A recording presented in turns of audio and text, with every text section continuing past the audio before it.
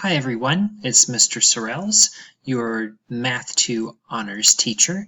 I wanted to review the syllabus with you and some grading expectations, just so we are aware of all of the information that's listed. You can get to I'm going to go to student view. You can get to your syllabus just by clicking on the syllabus link here over on the left side, and then clicking on the link here. When you do so, it will download a syllabus to your computer, but if you don't want to download it, you can click the little magnifying glass and you can get a preview of the document itself. Okay, so as we review this, there's some key features that I want to point out. My office hours are Wednesdays from 1:30 to 2:30, and here's my email that's listed in case you need to contact me, and the course remind code, so you can join the Math 2 Remind. So Honors Math 2 is a continuation of the standards established in Math 1.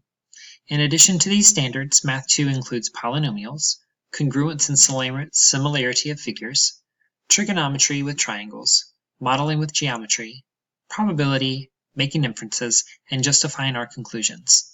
You'll get 1 high school credit for passing the course, and this is a semester-long course. Our course is going to be broken down into 6 units, 3 units per quarter. The first quarter consists of Unit 1, the transformations of functions and geometric objects, Unit 2, which is similarity and congruence, and Unit 3, which is quadratic functions.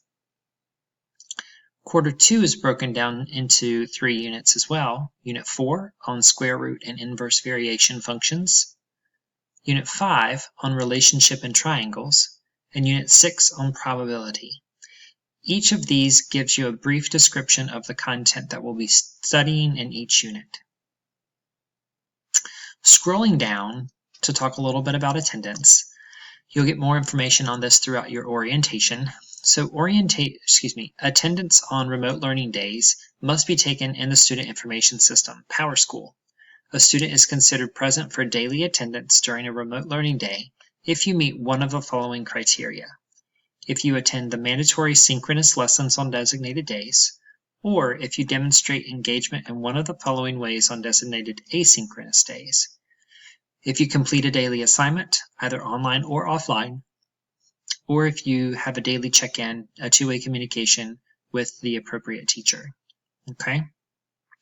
For our synchronous classroom expectations, I expect you to be on time, have all your materials ready. There will be a list of materials that you'll need before the class starts, that you be respectful, you keep your mic muted unless Mr. Sorrells asks you to unmute, and you ask questions to understand. Now, let's talk a little bit about grading, okay? Our grading is going to be split up into practice assignments and unit tests. For each quarter, you're going to have 3 unit tests. Those unit tests are 100 points each for a total of 300 points for the quarter. All other assignments are going to total 200 points for the quarter.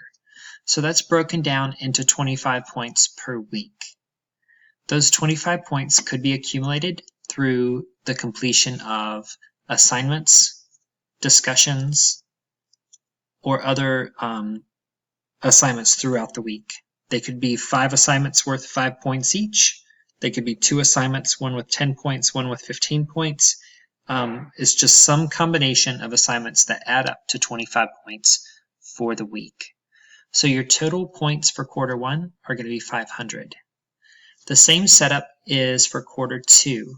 Okay, you have 300 points for your tests total, and you have 200 points for your practice assignments. This course is on a 10-point grading scale. So to get an A, you need to have a percentage that equals between 90 and 100. A B is 80 to 89. A C is a 70 to 79. A D is a 60 to 69. And an F is a 59 and below. Your final grades will be calculated with quarter 1 counting 40%, quarter 2 counting 40%, and your final exam counting 20%. Now, I mentioned you have 3 tests for quarter 1 and 3 tests for quarter 2. Those tests are already scheduled according to our pacing guide. And those tests I'm going to leave student view so we can access this information.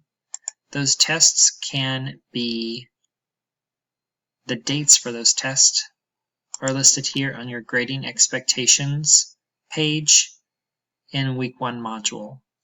So on September 4th is your Unit 1 test.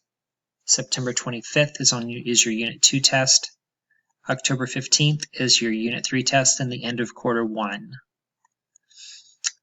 Unit 4 test is on November 6th. Unit 5 test is on November 24th. And Unit 6 test is on December 11th. Again, this information is listed on the grading expectations page in the first week on Friday. You'll have access to that information as well. Our synchronous learning days, since Math 2 is in Core 1, we have synchronous learning days on Mondays and Tuesdays from 10 to 11 a.m. In your modules, on Mondays and Tuesdays, starting the second week, you'll see Monday's synchronous classroom. You'll click on that, and then you'll click on the link for the synchronous class in order to go to it. Okay? If you have any questions, feel free to reach out and ask. Thanks so much.